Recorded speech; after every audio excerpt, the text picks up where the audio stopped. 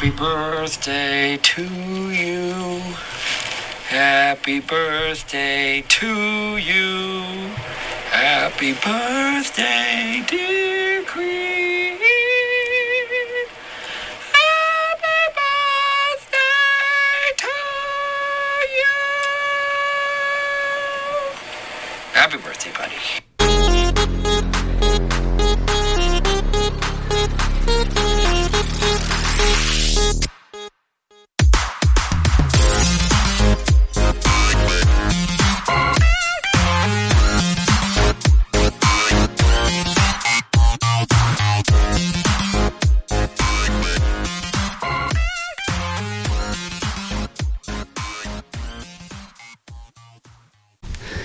Hello and welcome to Rekt Podcast. I am Bunchu alongside my esteemed colleague and co-host of 2 full years, Crypto Chamber. Chamber, how you doing, buddy?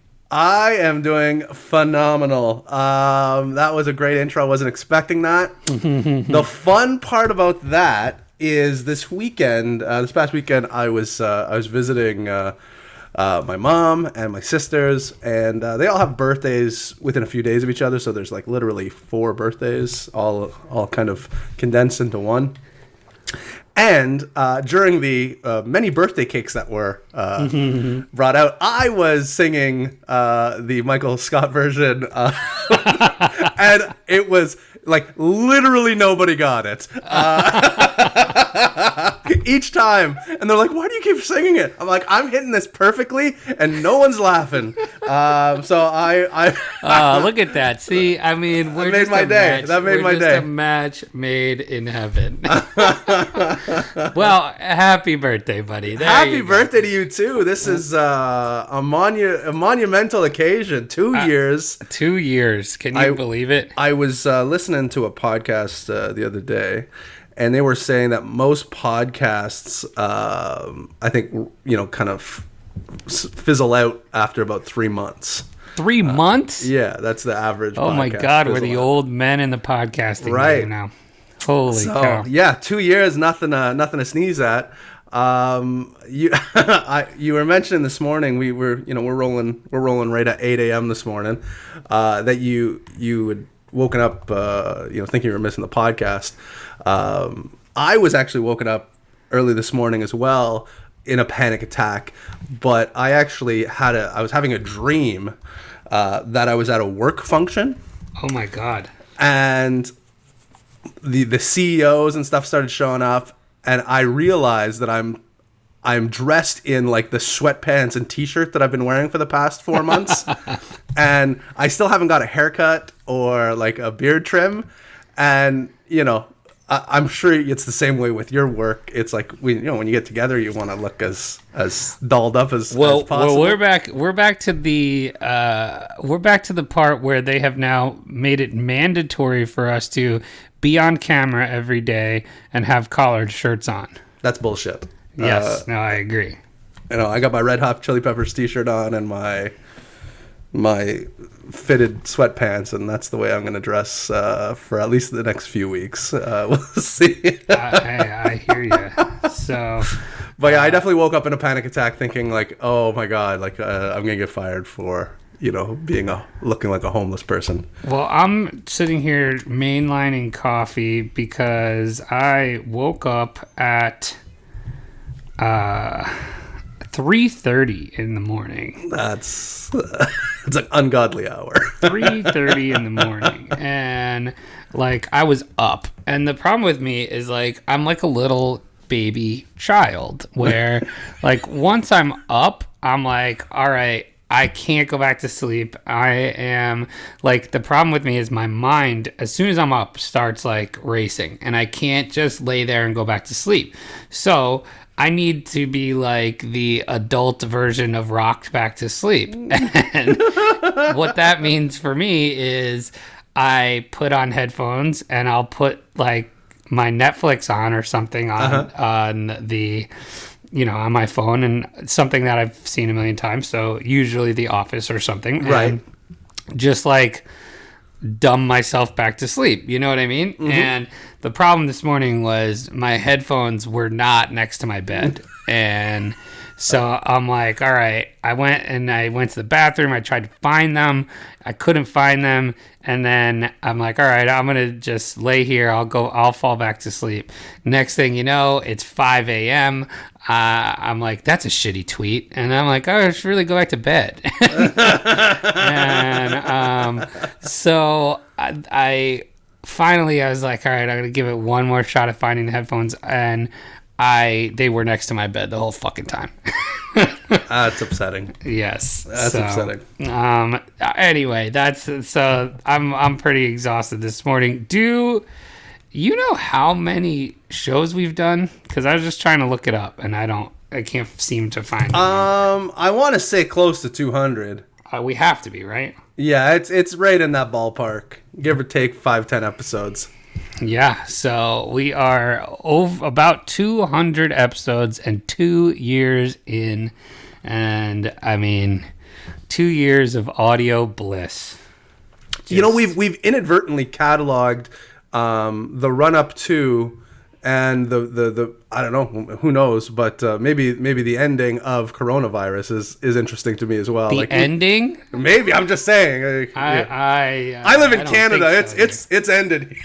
Not here, man. We just had the people are re-shutting down. I heard that. We just had like the record of new cases and all that. So it ain't over here. Do you know how many new cases we had in Canada yesterday? How many? Like 120. Wow, really? In all of Canada. Well, the thing with Canada, I mean, like, you guys are far apart anyway. We are far apart. That is very true. Unless you're right in one of the cities. So all it takes is for the city to stop and, then it's done. Yep. You know we basically have maybe 5 or 6 major cities that if we can control those ones, it should be fine. Which it looks like we did, but fingers crossed. But yeah, you guys it's they're popping up all over the place, like California, Texas, Arizona, Florida. Oh man, and now the big original problem states are saying stay the fuck out. Right. Right. Well, that's the thing too. Like we can say, obviously we're not going to be going to the United States anytime soon. The borders I think are still shut down. And sad news for our reunion. Right. Exactly. Bad timing. But I'm pretty sure our provinces, we can travel within the provinces, but we've had kind of a national response to the pandemic, whereas everybody from coast to coast was pretty much doing the exact same thing. But with you guys, it's kind of state by state was kind of doing their own thing. Yeah, right? And now I think it's getting very political. So now it is. Well, I mean, it's just getting even more political. It's crazy. Yeah, so it's bananas. I don't think you're going to see any difference from us for a while. I mean, we got our stay-at-home work order till November at least. That's crazy. Yep, so we'll be home till November. We'll be home till November. January, February, March, April, May. It's so true. But anyway, let us get into it here. We had a interview show earlier this week, but we haven't had a live chit chat show for over a week here. So let's talk a little bit about what's going on in the market. As of the time of this recording, we are sitting at 91.97 for Bitcoin. What do you now? I'm just gonna test what you how your knowledge of the week has gone. Is that up, down, flat? What do you think? It should be flat, but we did see some spikes down, and maybe it's been a little bit higher than this, but I'd say it's pretty average for the last 7 days. I would say. You would be spot on, sir. It is it is down 0.53%. So pretty much nothing to report here, right? So Ethereum is minus 1.68% for the week. There were some times to buy Bitcoin though. I think I want to say sure it was Friday, right? Yeah, Friday was what'd you say, 8.8? Yeah, I think so. Yeah, there was definitely some time to buy Bitcoin this week. There's some other alts here that are down a little more. You got XRP down 3% for the week, Bitcoin Cash down 4%, Bitcoin SV down 10%, Litecoin down 2%, EOS down 4.4, Tezos down 8.5, and then the big gainer for the week is Cardano at plus 14.27%. Yeah. That's all right. Creeping itself back into the top 10, ranked number 8. That's interesting. We have some friends that are Cardano fans. We do. I don't have a bag. That's actually one that I've never really had a bag of. You? Well, Are you a... Yeah, I'm assuming. Am I? Come on. Come on. Assume I don't hold the bag of anything except for... for Big Daddy BTC. Big Daddy BTC. Yeah, that's going to be my new Twitter handle. Big Daddy BTC. That's the only bag I hold. But, I mean, I don't know how I feel about the Cardano CEO. So, Yeah, I've never... not really running to get a bag of Cardano either. But I'm the same way. Yeah. But yeah, no, it's one that's never really interested me very much.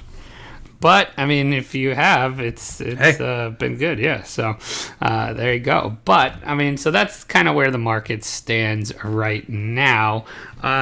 What are your overall feelings on everything going on? On the market, I mean, the volatility, we did see some, I mean, it wasn't excruciating volatility, but the volatility in Bitcoin definitely affected my alts. So wait, let's, we were going to do this after the news, but I mean, we should just get right into it, shouldn't we? Yeah, let's do it. It's time for Cole Diamond's altcoin forecast with Cole Diamond. So yeah, the forecast is bleak. I'm gonna say it right now. It's like tornado weather. Tell us why, Cole. Weather. Well, realistically, the volatility in the warm front of Bitcoin has really dampened the sales of all altcoins. I'm really feeling. But Cole, will I need an umbrella this weekend? You will. It is going to be raining red candles all week. It's not great. But yeah, like I'm down. Cole, it's 4th of July weekend in the States. Are we going to see some fireworks? We gotta talk about fireworks later because I have a bone to pick with firework people, including myself later on. But yes, you should be fine for fireworks. Those green, maybe set up some green fireworks to maybe entice the market a little bit. But the volatility in Bitcoin is really, really hurt. Most altcoins, as you know, a little bit of volatility in Bitcoin really makes alt bags extremely volatile and rarely ever for the good. It's usually some red volatility. Let's hear your portfolio action for the last week. Where are we at? So for the last week, I mean, it's picked up a little bit, but I mean, we were down 2.5% for the week. I think at one point we were down 5.5% for the week, which is not great. But highs and lows. I don't like it. I like consistent uphill Bitcoin. You want 70 degrees and sunny. Oh my goodness, all day long. Nice room temp. But yeah, no, we want a slow, steady incline from Bitcoin. That usually signals some positive trends for altcoins. Like I got some that are down for the week. I got some that are down 14%. I got some that are down 6, 7, 8%, 11%. Very few. I got a few that are up 5.5. I got one up 13.5. So it depends it also depends what you trade against. So in some of these, I'm trading versus Ethereum. I got about probably 6 or 7 bags that I trade against Ethereum. So you could make Ethereum on that too, which is usually a good play that I like to do. I use IDEX and that kind of thing. So those ones are doing a little bit better, just because if Ethereum gets hit hard, usually those go up. So when you trade Ethereum, for whatever reason, it has the opposite effect of Bitcoin. So when Ethereum goes down, you usually see some positive momentum on how much Ethereum you can get out of those bags. So I don't know. It's it's okay. It's okay. But again, if we could just relax on the volatility with Bitcoin, I think that would be best for all alts for the foreseeable, 7-day forecast. Thanks for that, Cole. Back to you, Johnny. This has been Cole Diamond's altcoin forecast. I got to talk about fireworks for a second. All right. Okay. Fireworks. So I didn't realize this, but I've slowly become a fireworks family. Interesting. Every Canada Day weekend, you would be fit right in Pennsylvania. I love it. So we usually spend about $1,500. Holy crap! Yeah. Oh my god! I thought you were gonna say $200. No way. Holy crap! So yeah, we spent about $1,500 on, and it's Canadian, so it's more like $1,000 American. My god! But we get a good show. We congregate at my mom's place. She lives. And who's doing the fireworks? You? Myself and my brother-in-law. Okay. So we have a whole system. It's my daughter's birthday this week, and we actually let her set off her first. She was 7 years old. Wow. We let her set off. We have a remote control, not a remote control, I guess like a detonator for some. Nice. We just plug cool. it in, and it lights it off. But she got to light off the inaugural first firework for the year.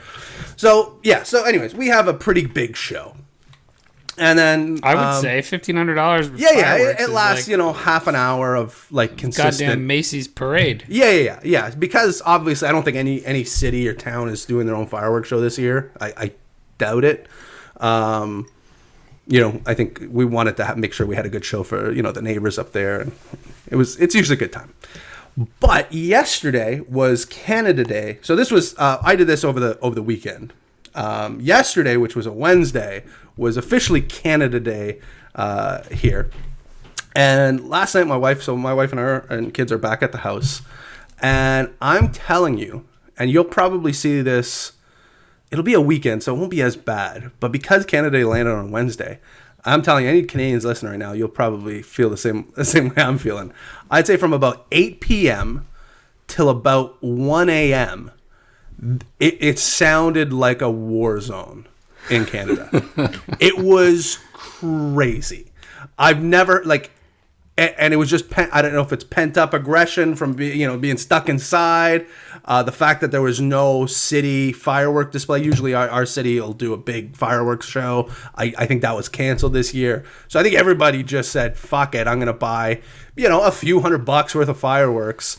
And $1,500 each. Well, even if you don't do that, even if you spend a couple $100, but I live in a town. There's 600,000 people here. If every family's buying a couple $100 worth, you can make it sound like Afghanistan fairly quickly, right? It was insane. It was non-stop. So what's the gripe? Just fucking calm down. Says the guy who's got a freaking fireworks show. Mine's a professional show. Mine's a professional show. Then other people aren't allowed to have their professional shows? 100%. Well, see, I felt that they weren't. So I thought this was going to go, oh, I'm a cranky old man cut out with the fireworks, which I would have been like, okay, that makes sense. You don't like fireworks. Instead, it goes, I love fireworks, but only I can do the fireworks, and you can't. Well, see, I do it professionally, and I feel these people were just spitting off willy-nilly, and there was literally there was just hundreds of people just lighting them off. So there was no rhyme or reason to it. You know who you sound like right now? Who? I do the greatest fireworks show. I'm telling you, I am America. I am the firework. I am Katy Perry. Katy Perry has nothing on me, but you cannot do the fireworks. I'm telling you, stop doing the fireworks. The liberals, the left, they can't do fireworks. They don't even know what fire is, really. They don't know. It's very true. No, he's got a point. The liberals don't know how to use fireworks properly. No, but I was just, and it was a Wednesday. Day. I also didn't like the fact But that it was Wednesday. actual Canada Day. It was actual So, I get it. some people could actually have the gripe with you, saying that you are doing it on an unsanctioned day. I mean, I would say it's because it's a Wednesday. There's no there was no decision on when the weekend was going to be. Like if July 4th was on a Wednesday, do you do it the weekend before? Do you do it the weekend after?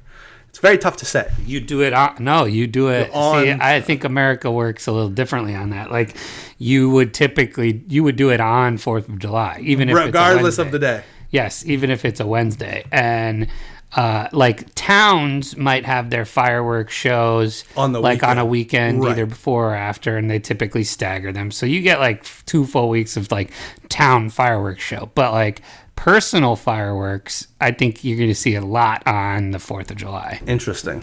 Yes. Interesting. Now, Because most people have the whole day off, the day after off, Right. or the day before off, or something like that. because we're running up to, I mean, it's what is it, Thursday? It's Thursday today, yeah? yeah. So, I mean- you have PTSD from all those fireworks. Well, that's what my wife was saying. She's like, we have, if you're an immigrant that came from, like, we took in a bunch of people from Syria, like, not that long ago. I'm like, could you imagine? You personally, or Not me personally. What am I, a fucking bleeding heart liberal? I love the Syrians. The Syrians, they're so great. Yeah, but could you imagine being from, like, a war-torn country and then, like, 6 hours of just, like, like, it would, I have to imagine. Even worse, imagine being a dog. I couldn't imagine. Like, it was. My dog fucking freaks. So I guess my warning is, because Canada Day is a few days ahead of America Day. I don't know, what do you guys call it? The 4th of July, Fourth of- Independence Day. Independence Day. America Day sounds better. I'd be interested to see if most people call it Independence Day here, or if they just call it the 4th of July. I feel like 4th of July is probably what they call it. Right. Right? That's my guess. I would think so. So, But I mean, the medical term is Independence Day. right. that's the medical term. But my warning is prepare. You live do you live in a state where it's legal to purchase fireworks? I do, but I will be in a state where it is illegal, but they will still happen. But That blows my mind that it's illegal in some states. yeah, and I mean, literally right down the street, there's this little shack, and the name of it is called Pizza Paul's Fireworks, which boggles my mind. I mean, And this is in a state that does not allow fireworks. no, this is the legal state. I am Gotcha. in Pennsylvania. It's legal. Okay. but I will be in New Jersey where it is illegal. But Pizza Paul's Fireworks is right down the road from me, and I don't know if he sells pizza in there or fireworks or both, Exploding or pizzas. neither, or who the fuck knows. But Pizza Paul's Fireworks is where I get my fireworks. Well, I didn't buy any. We bought sparklers a couple. I remember days my ago. first beer. Yeah, we're not a huge firework.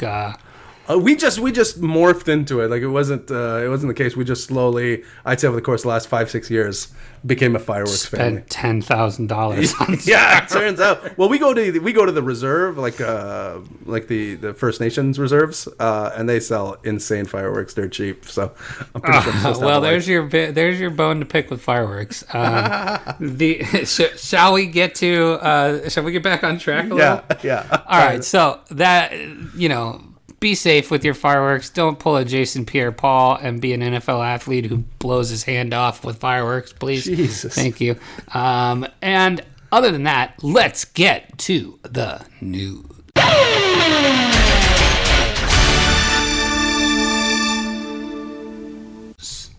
All right, Chamber, what do you got for us? I got something for us here. This is from the Block Crypto. Binance. Your only source of Rekt Podcast news. Crypto exchange behemoth Binance has confirmed a partnership with Swipe for its debit card launch in a now deleted web page. The cached version of the Binance Card FAQ section of the exchange's website reads, quote, Binance has partnered with Swipe to provide a card platform for Binance users. This confirms the block's reporting from earlier this week, which said Binance is partnering with Swipe for its card launch. So they had receipts, apparently. The block also reported at the time that Binance has acquired a majority stake in Swipe, which the exchange declined to confirm at the time. Even today, a Binance spokesman declined to comment when reached. Binance plans for a branded card has been in the works since March. At the time, the exchange said Binance Card, quote, does everything a regular payment card does, plus much, much more. The now deleted FAQ section shows the Binance Card would enable, quote, real-time conversion of cryptocurrency to fiat currency to use at merchants globally. Binance said it will aggregate the value of a card wallet based on the market price of cryptocurrencies, and this aggregated balance will allow users to spend their cryptocurrencies. Users can transfer funds to their card wallet from their spot wallet based on daily limits at Binance, adding, quote, the transfer will be instant and available for immediate use. The card will work globally, said Binance, as it works with numerous networks worldwide. Cardholders will be able to also withdraw cash at an ATM as long as they are in a region that supports cash withdrawals. It is worth noting that Swipe already offers its own crypto Visa debit card. Binance Card will be issued as a white label product via Swipe, as the block reported earlier this week. Swipe issues its card via Qantas Financial Services Limited, a Visa member that is licensed by the UK Financial Conduct Authority. A Qantas spokesman told the block that Swipe is their client, but not Binance. They declined to comment on the Binance-Swipe partnership. Given Binance global reach and influence, the partnership news has shot up the price of Swipe token, SXP, in recent days. The token is currently up about 22% to trade at around 64 cents. It remains to be seen whether Binance will list SXP, given that Binance would become a majority shareholder of Swipe.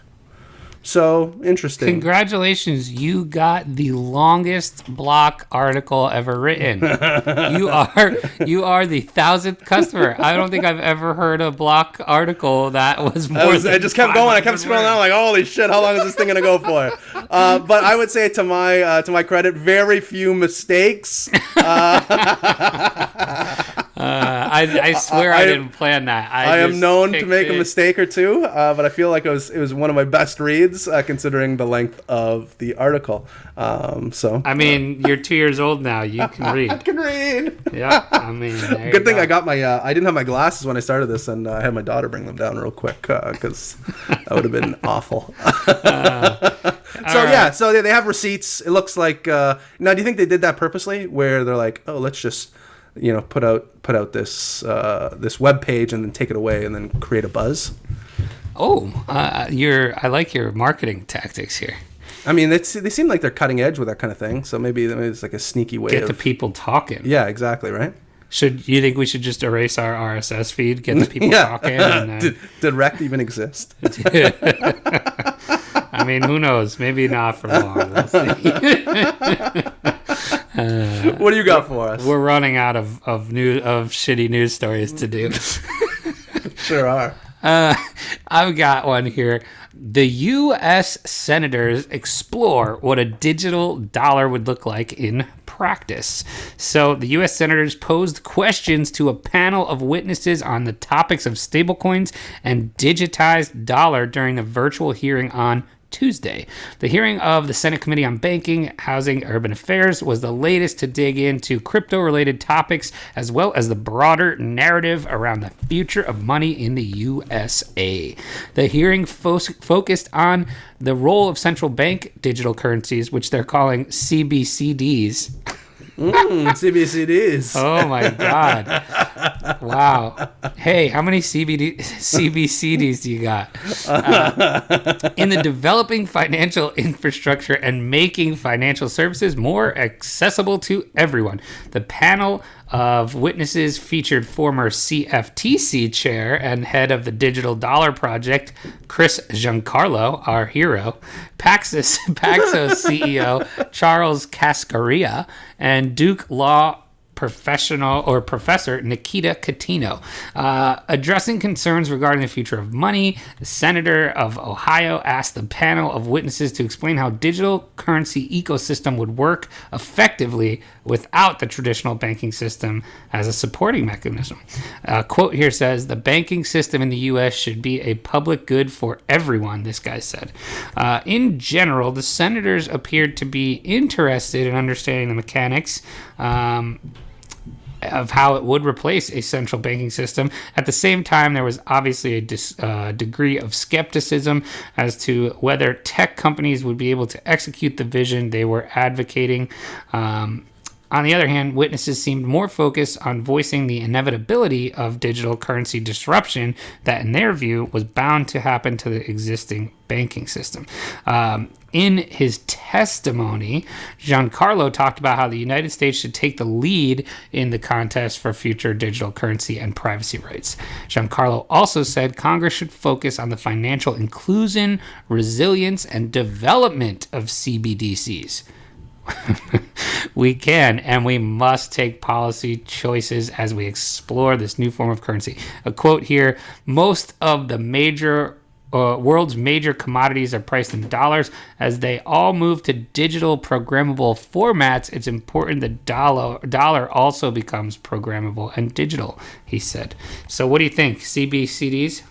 Yeah, I think I went there one time. I saw Blondie there, and R.I.P. and maybe talking. CBCD. I think the Talking Heads started there as well. Oh my god, some great bands played at CBCDs. Yeah, I think it shut down. I heard the bathroom was just a fucking nightmare. I've been taking CBCDs to sleep. Have you? Oh, that's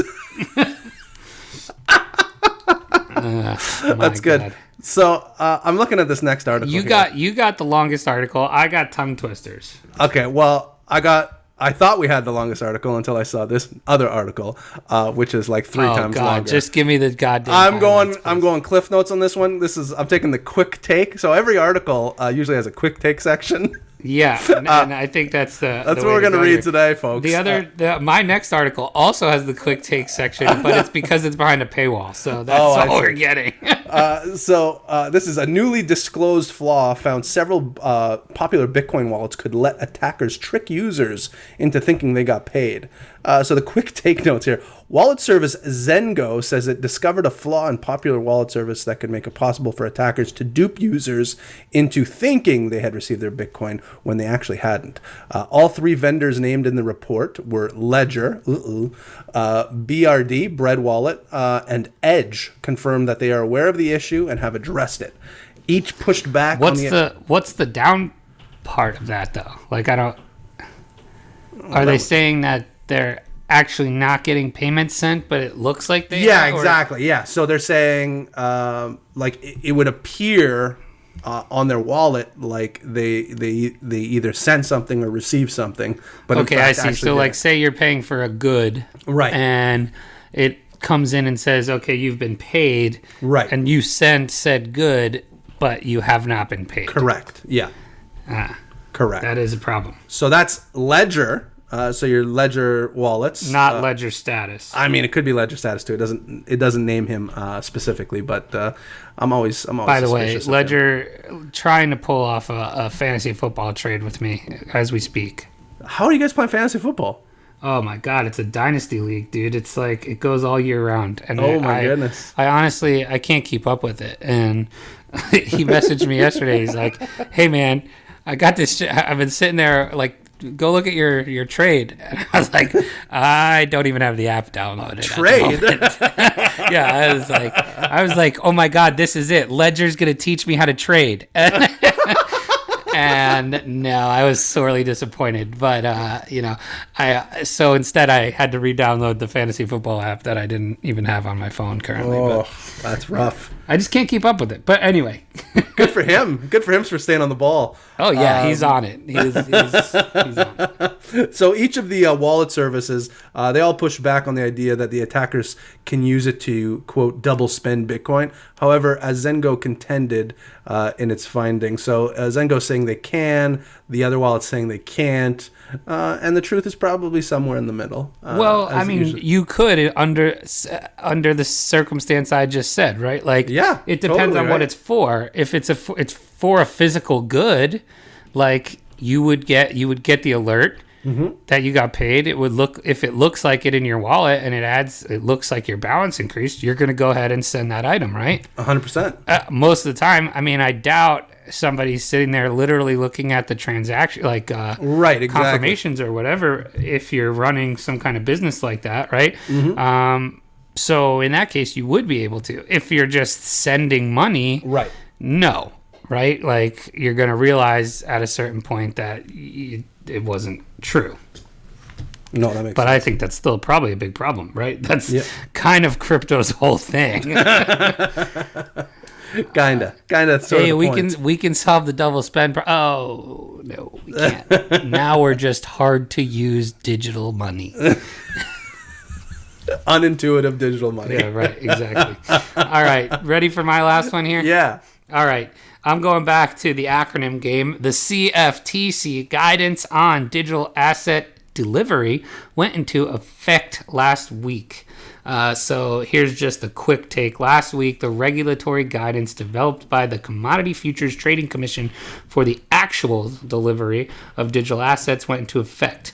But the need to play by the CFTC's rules may leave U.S.-based markets at a disadvantage compared to overseas partners. So this is just basically, we're going to be way over-regulated as usual. Yeah, that sounds about right. That sounds right. I mean, as per usual, right? Yeah, that's unfortunate. All right, that's going to do it for the news. We've got 2 more segments here for you. The first is another new one that we are now doing weekly until this madness stops, and that is This Week in Cancel Culture. Jangan di-cancel, jangan di-cancel. Hujan panas kami tetap setia mengantar. Jangan di-cancel, di 5 bintang. Kami doakan bapak, ibu, kakak, adik sehat bahagia. So this one's an interesting one. We actually talked about this person on last week's show with the celebrity sighting. Trevor, Right. do you know who I'm talking about? No. I'm talking about Dave Portnoy from Barstool. Oh, right, yeah. Are they canceling Dave? Well, it's kind of a reverse cancellation. Okay. Right? So Dave A Portnoy. subscription. Yeah, I mean, kind of. Dave Portnoy declares he is uncancelable as racist videos resurface. So, Barstool Sports founder Dave Portnoy is digging his heels in after videos circulated in which he used racist language. He came back on Twitter, and I think there was a little video that went with this, but the quote is, "I'm uncancelable," he said on Twitter Sunday. "You don't cancel me, I cancel you." Wow. Portnoy was responding to a 2016 Barstool video clip recently reposted where Portnoy took aim at Colin Kaepernick. An always touchy subject, right? And I never understood why it was so touchy personally. well, the whole thing was He doesn't essentially- say much, right? Like, No, it's not that Colin Kaepernick is touchy per se. Right. Like Colin Kaepernick is not like he's not outspoken that much, right? Like, well, like, he takes a knee. He was the one. Yeah. But he like, started all the protesting on the flag and but the basically, kneeling and all that he kind of did stuff. was just take a knee during games, right? Yeah, Is that and what then we're saying? but what they're saying now is basically the NFL blackballed them and Yeah. No, I'm know, aware of that. But and because of all this stuff, so that's why it's touchy. I think because whether or not you think he's a good quarterback. Yeah, like how well, good I was of just a going to say, he may not be the best quarterback. He did go to a Super Bowl. I mean, so Okay. like he was good enough to go to a Super Bowl. Would you say like a B plus quarterback? Like, is that? There are seemingly worse quarterbacks that have gotten jobs since. Okay, all right. And it literally every time somebody goes down, it's like, oh, I guess Kaepernick. Well, how old is he now? He's got to be what, 30 something? He's probably 30, I would think. He's probably 30. Yeah, but so Portnoy. There's some quotes on here that are not he said that aren't great, but basically, Barstool and Portnoy are very controversial as it is, right? Oh, okay. Are they like a right wing sports cast? They're just center. They just don't care. They're just very unpolitically correct. Right? Okay, all right. And Portnoy is like the leader of that. He just doesn't give a fuck, right? Interesting. So it's very much like him to say, "I don't care. You can't cancel me. Right. I'll cancel you. I don't care."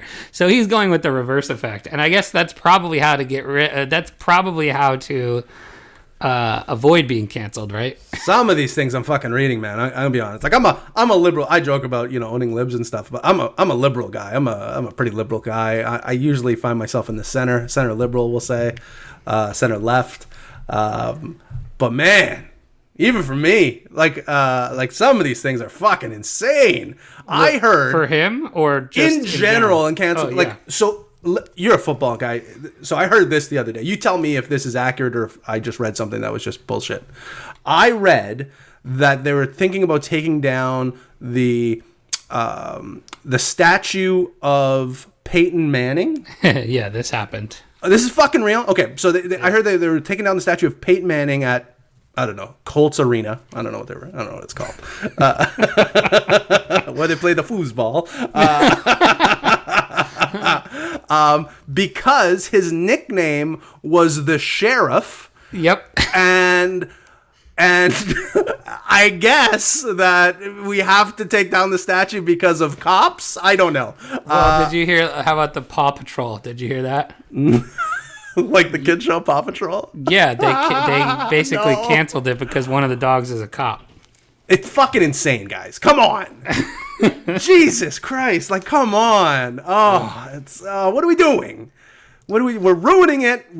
This is what happened. Oh, the other one that I thought was great going around yesterday was, and this is more, I don't know if this is cancel per se, but the tweet was going around about the woman who tweeted about the use of the word Karen. Did you see this? No. She basically was saying that using the word Karen or like using the term Karen was as bad as saying the N-word, and that people shouldn't say it, and it's just as bad, and it does X, Y, and Z. And I go back to we're big comedy fans here. I go back to the great line by John Mulaney that he says, if you're comparing the badness of two words and you can't even say one of them, that's the worst word. That's the worst word, man. That's 100% accurate. If you can say one of the words and not say the other one's the worst one. Right. So, in fact, not the same thing, Karen. Yeah, Karen. That's upsetting. So, I don't know. Oh, it's just so upsetting because I feel like there's a bunch of reasonable people out there, and it's just the unreasonable people that we're hearing on both sides of the argument, which is very upsetting. So no, I mean, do people really think just because they're like, I understand that cops are doing some fucking shitty shit to people. And at a pretty fucking good clip, too, for the record. And then once, they started protesting, they didn't do much to, squanch those claims. They really turned it up a notch. But at the end of the day, you need police officers, people, okay? Yes, I'm all... You need the Paw Patrol. You need Paw Patrol in your life. Your kids need it because sometimes you just want to put them in front of their fucking iPad and have a fucking minute to yourself. And you need Chance saving the day. Yeah, I don't know all of them. Fuck. We're more of a Peppa Pig family here. Oh, okay. Yeah. Well, apparently there's some things about Peppa Pig too. I hear that You shit all may the time. need to know. I hear that shit all the time. But yeah, so I think cancel culture, man, just gotta take a fucking breath. Don't get me wrong. You know, the Aunt Jemima stuff, I'm all for. I think that's pretty crazy that stuck around. And no one's got on Uncle Ben, by the way. You guys still have Uncle Ben Rice? Fucking cancel that shit, man. Come on. That's ridiculous. There's like a whole like racist undertone with uncles and aunts when it comes to black folks. You know what I mean? Like there's that fucking get out of here. You know, there's things to cancel. Don't fucking take down Peyton Manning seems like a great guy. You know what I mean? What the fuck, people? Don't take down his statue because his nickname was the sheriff. Like, come on. I'm upset. Well, we've tackled cancel culture now 2 weeks in a row. The only way we know how. Jesus. Savagely wrecked. And so I look forward to next week in cancel culture. Get me upset. But we have one more segment to get to, and then we are out of here. So as you know, it is our second birthday. Chamber and I are going to go through our top 3 moments or things we've loved about the show in the past 2 years here. So, Chamber, why don't you start us out? Like sands through the hourglass, so are the days of our lives. So, I love everything. I think every episode is my favorite episode. Yeah, you listen to everyone 3 times. At least 3 times. One of them, in no particular order. I wouldn't say one. You know, these are my favorite. These are the ones I remembered fondly when we said, write down 3 of your favorite episodes or 3 of your favorite moments. So in no particular order, I'm going to start off with this one. Makes me laugh probably the most. And this was, I believe, we had Dumb on for his first episode. His Rekt story? His Rekt story is one of my favorite stories. And the term, metric ton of piss. And the term metric ton of piss came out. And I thought that was comedy gold. He had for those of you guys who didn't hear that episode, Dumb was talking about a time where he bought an ICO, and I believe it was called like Urea or something along those lines, and it was basically like some sort of fertilizer, I think. Anyways, it was calculated in metric tons, and it was essentially piss. So the term metric ton of piss, sprouted from that episode, and it still makes me laugh to this day. Every time I see Dumb, I think of metric ton of piss. I went more of like things I like about the show. Mm-hmm. So my number one theme that is clearly, I mean, look, if it happens once, it's a data point. If it happens twice, that's okay. But 3 times and above, it's clearly a pattern. And there is a clear pattern of the just absolute demolition I have against you in basically any poll that we do. Whether it be the drafts or any poll where it's me versus you, I would say I have close to an 85%. At least I was gonna say 90, but and I don't know, I don't know what it is. You're the people's champion. That's what it is. I think the best part about it is like you go into every poll with the confidence of, I mean, just Trumpian level confidence, and and you just quickly get so wrecked so fast. And it's just fantastic. It's like literally within the first 5 minutes of the poll, the and tone then you're has been just set. like, fuck this, you guys are stupid. You guys are fucking all wrong. Fantastic. Yes, that is. So that's definitely one of my most fond things about the show. So I'm going to go, my second favorite thing is kind of in that same vein, but a lot fucking nicer. I was, again, we're in business, in sales, we meet a lot of people.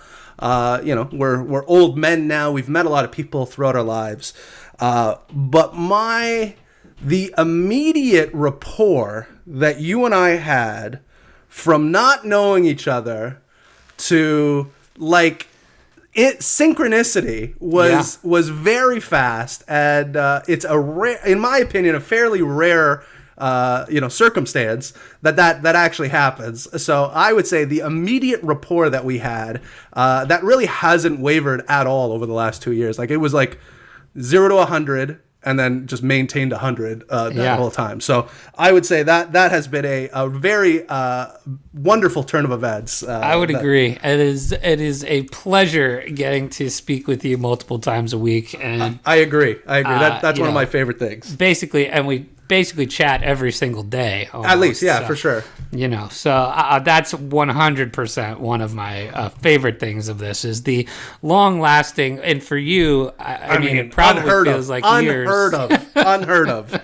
Unheard of friendship that we have formed here. And I think like you said, I think it is because we've actually never met. That's it. There's no commitment to like going over for a barbecue. It's too far. Right. I had my buddy texted me yesterday, you want to go golfing tomorrow? I'm like, you can't ask me to go golfing 6 hours before you want to go golfing. I said, give me 5 days. You have a family of 4. Yeah, come on, man. It doesn't work like that. He has a family of 4. I need to plan. He has a family of 4. Like a golf thing, like I need to plan. And then I'm with you. I feel bad about saying no. I agree. Like, I want to go golfing, but I can't go golfing tomorrow. Yeah. I need to mentally prepare for this. All right. My next one is I've loved doing anytime we've done, and this is starting last year with the actual March Madness bracket, but anytime we've actually done the brackets and done either the voting or us going through them, those are fond memories. So we did the March Madness bracket with all the altcoins last year. This year we were going to do the same, but we ended up with Mike-ness instead. And then the other one I liked was the quarantine bracket that we did. That's true. Yeah, we had some good brackets. Those were fun. Maybe we'll bring one of those back soon. I agree. So my last one here, I wasn't even a part of this one. This was early days. This was like episode 6, maybe.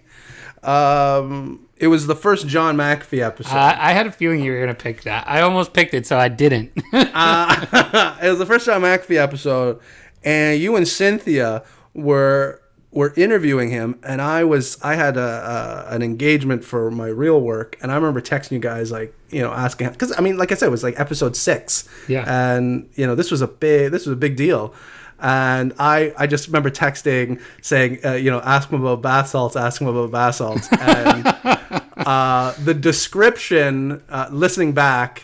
Obviously, you guys excited that he gave a description, but hearing the description of him using bath salts was maybe one I would say the second interview was just as fun. It was. But there was the first one that was. I think it was like holy crap, we've done something cool here. Exactly. Already. Yeah, I think so. All right, my last one here, because I need to wrap up.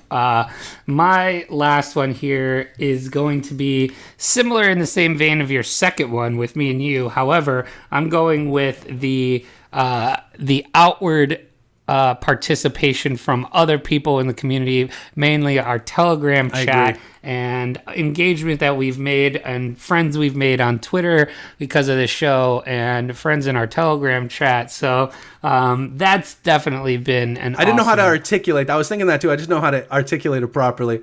But yeah, like the fact that like people listen and we have like a little community. Yeah, exactly. It's like we have the community is perfect size because we can literally just name them and call them. Right, exactly. So, John, thank you. So I just like BTC up your AZZ at we love you, thank you. All you random ass avatars. We appreciate the interaction with you guys on a daily, weekly basis, and especially in our Telegram chat. Yeah. So, but yeah, I mean, it's been a good 2 years, and I mean, we going for another here? Absolutely, man. I mean, we haven't even done the show in a fucking bull market yet. That's very true.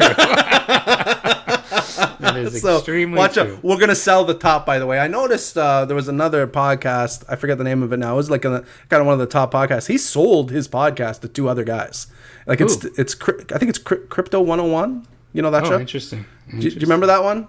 No. Like it's two new guys that run the show. So that's what we're gonna do. We're gonna at the top of the bull market. We're gonna fucking sell Rekt. Hey, I'm in. To two schlubs. Yeah, I'm in. To 2 other schlubs. Yeah, exactly.